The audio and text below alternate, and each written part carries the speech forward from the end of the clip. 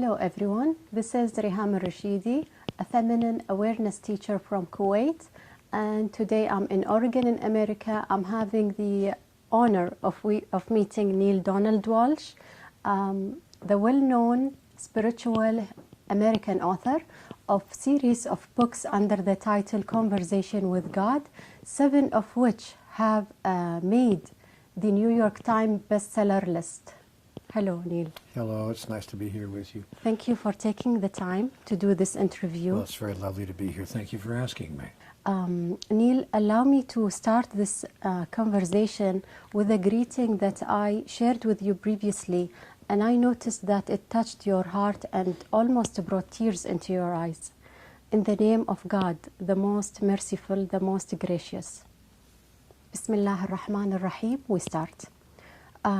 May we discuss some of the illusions that you believe that a human race are living within, and please allow me to quote.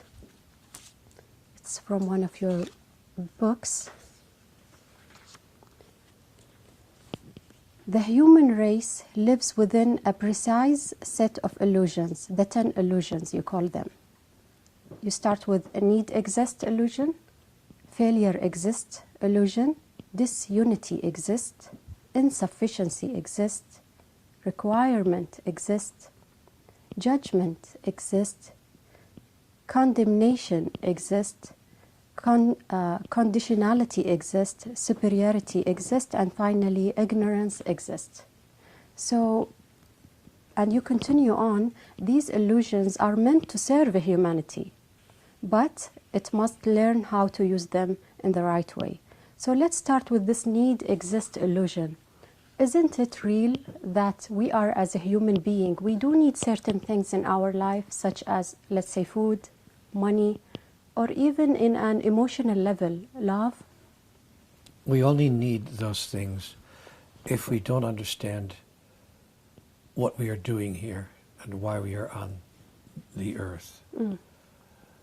If we understand that we are on the earth merely as sentient beings, as expressions of life, whose job, whose opportunity is to be as wonderful as we can be, to be as good as we can be, to, I almost want to say, to serve Allah, to serve God, to serve the highest notion that we ever had about who we are, then these things become unimportant, because we don't need money to be able to do that.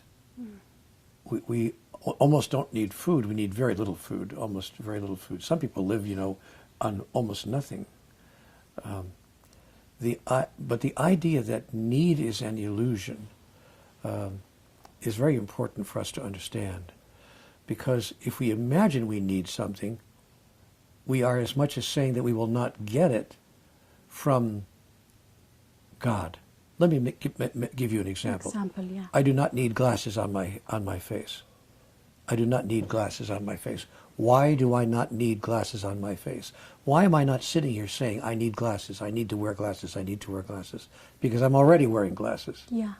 So I don't make it a point of thinking that I need something that I already have.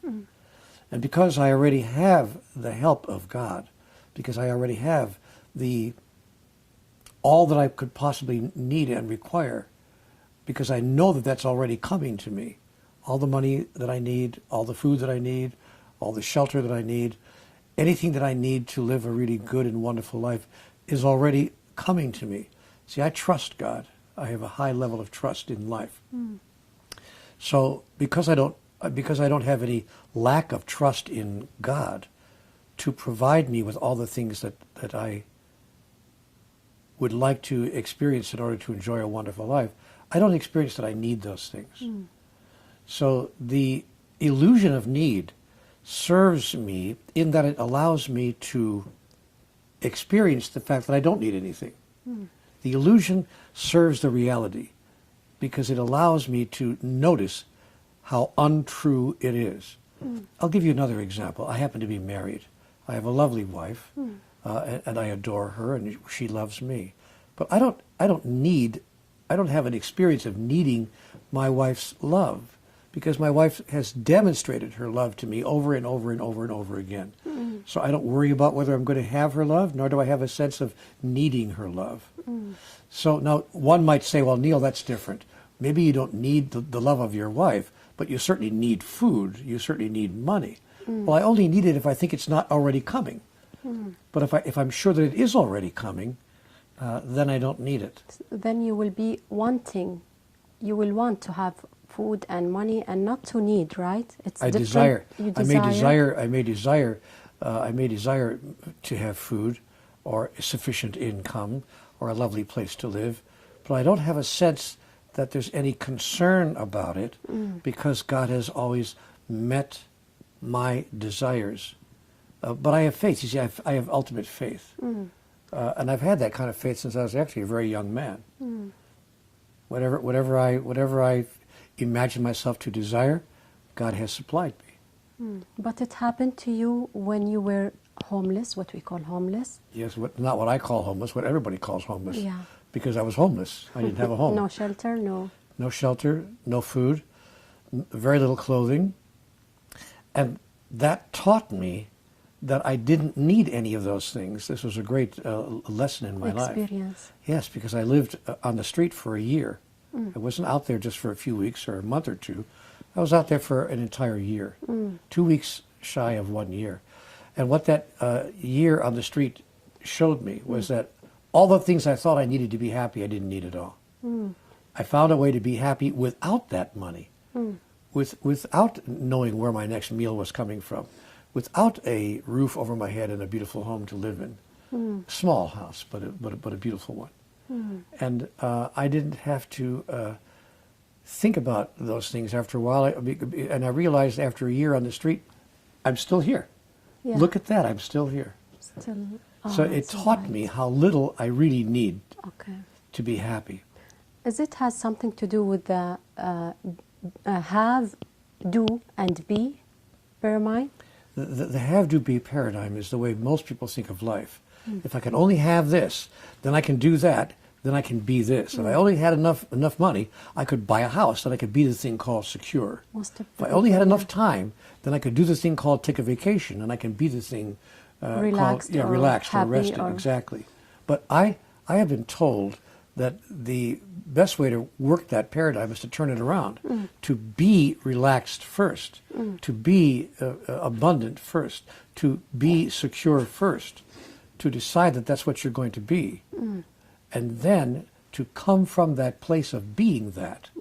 But and then you do the things that a person who's being that would automatically do, and you suddenly find yourself having the things that a person who is doing those things automatically has. So I've kind of turned the formula for life around, and I start where most people want to end up. I start by being what I would most like to be, because it requires nothing but a state of mind. The wonderful part about beingness, what I call beingness in English, is that it's a state of mind.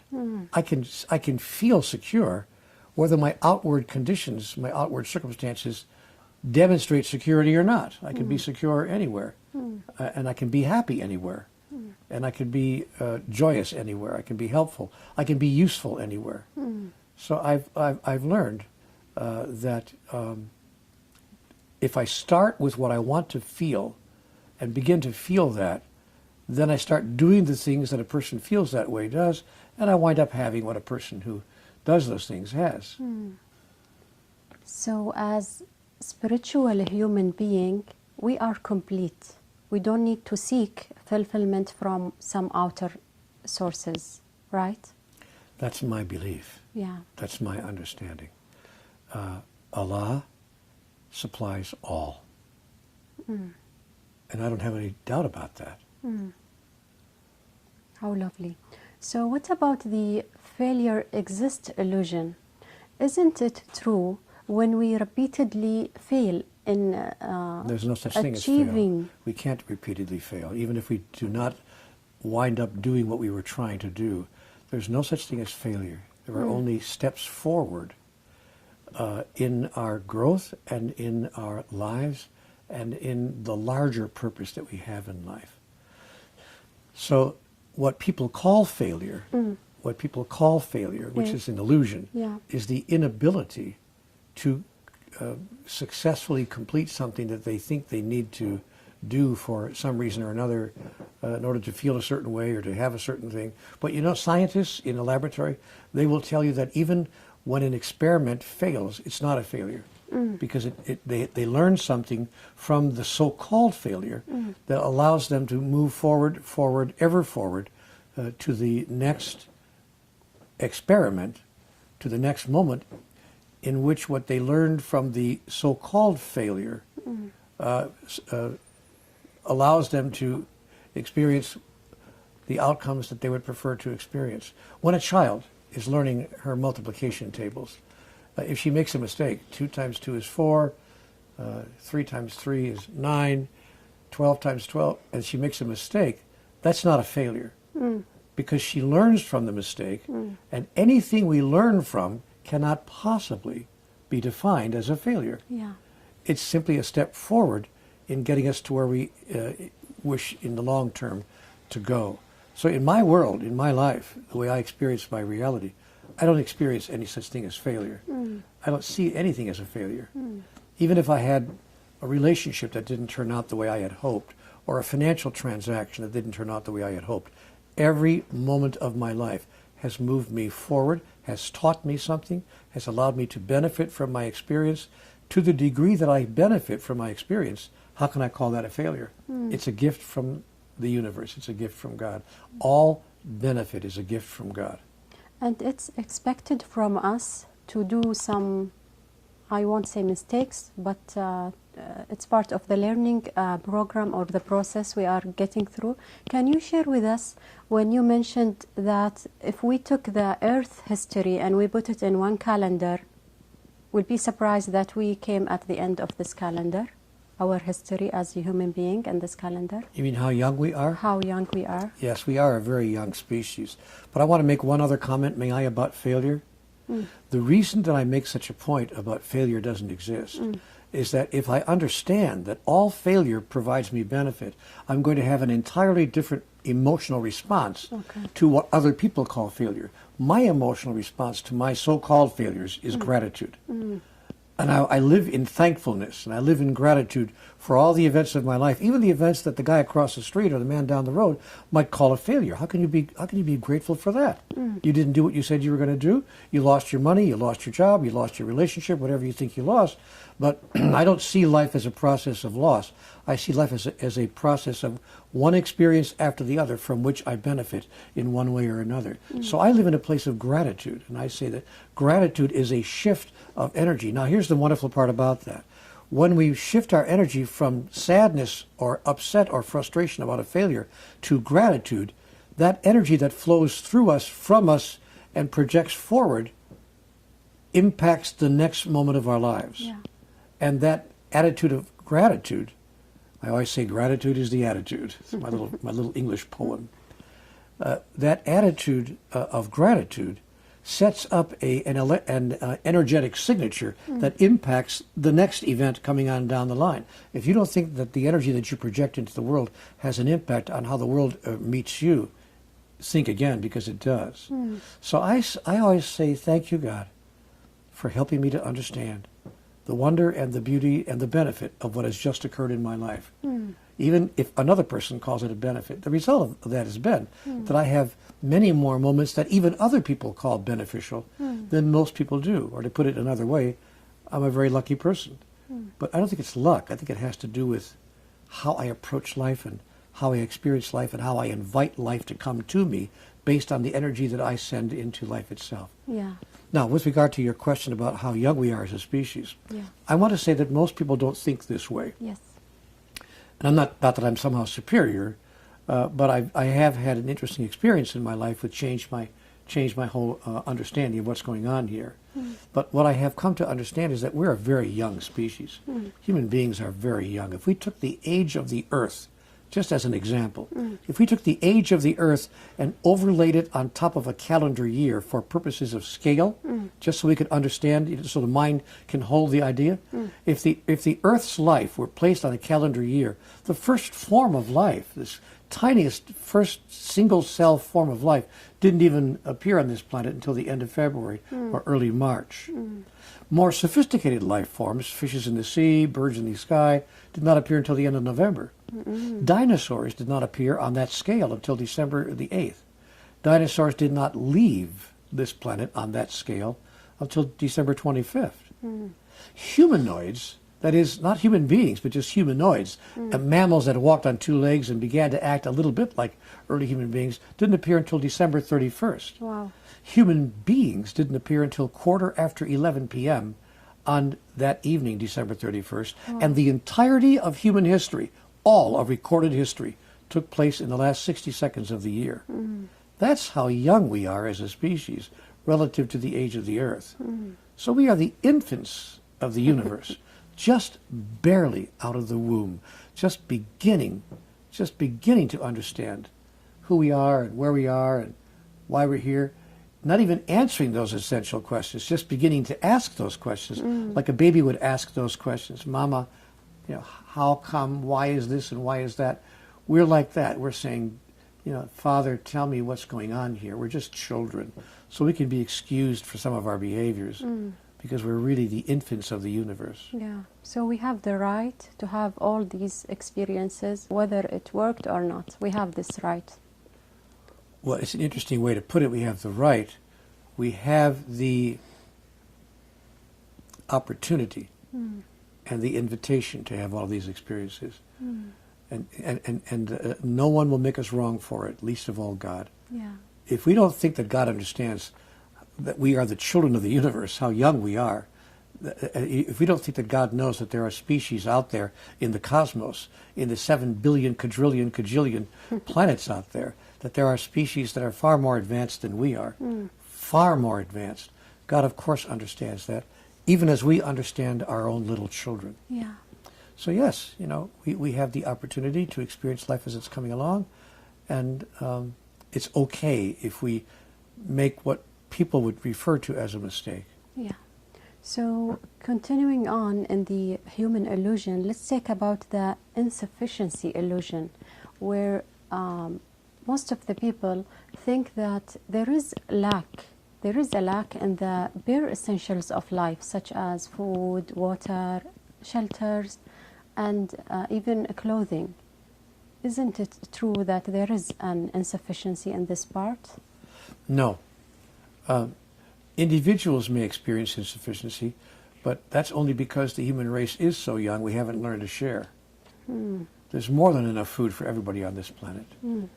There's more than enough of everything that we need if we would simply learn how to share with each other.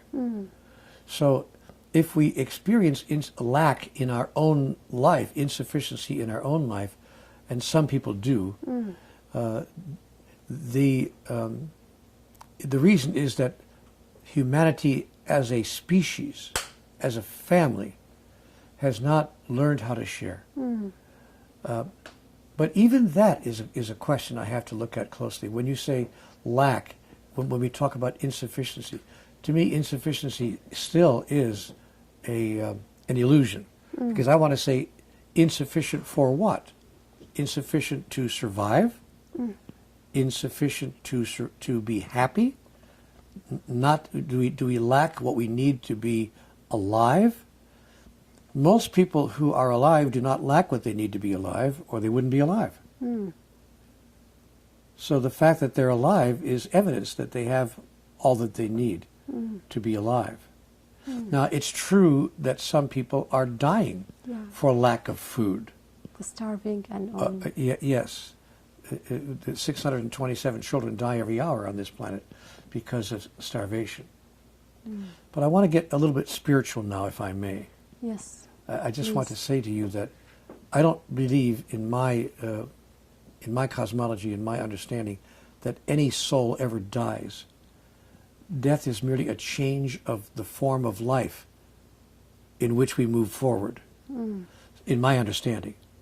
So my awareness is that nothing ever really dies, but that death is merely a process of re-identification, a process by which we re-identify and re-experience ourselves in another form, in another way. So, but I do understand from a strictly human point of view, it could be said that people and children die because of lack. But again, I want to go back to my original point, not because there's not enough, but because we do not have enough love for each other and enough will for each other to make sure that no one goes without anything they need. We have enough food.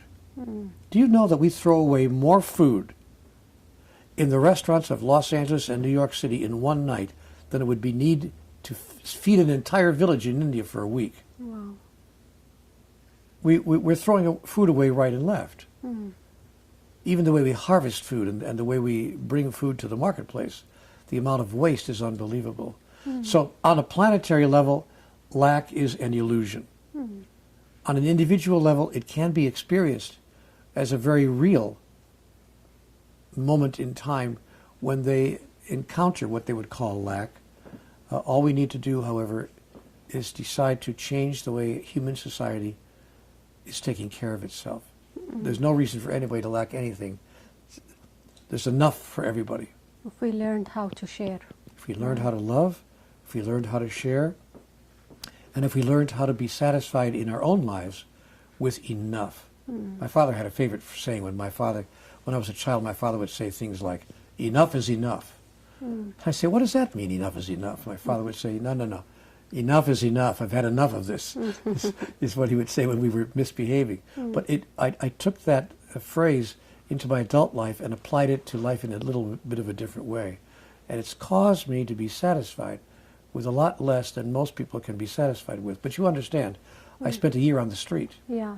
And when you spend a year on the sidewalk, walking up and down the streets, and survive that, it teaches you how to define enough. And you define enough a lot differently than you did before.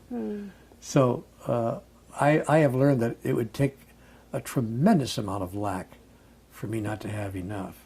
And that does exist in the experience of some people. I'm not going to deny that.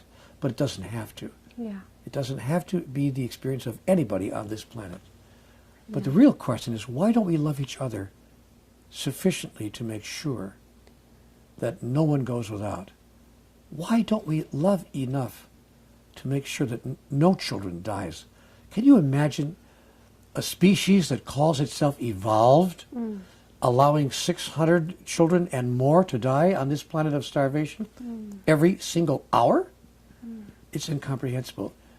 Reham, it's obscene. It's obscene. And those of us who have enough need to do something about that. And it's all start from realizing that we are more than physical bodies and minds. We are spiritual. I think the essential human question, being. Reham, the essential question in life for every human being to ask themselves is, who am I? Who am I? Am I a biological creature? A chemical creature? A biological entity that has a mind and a body?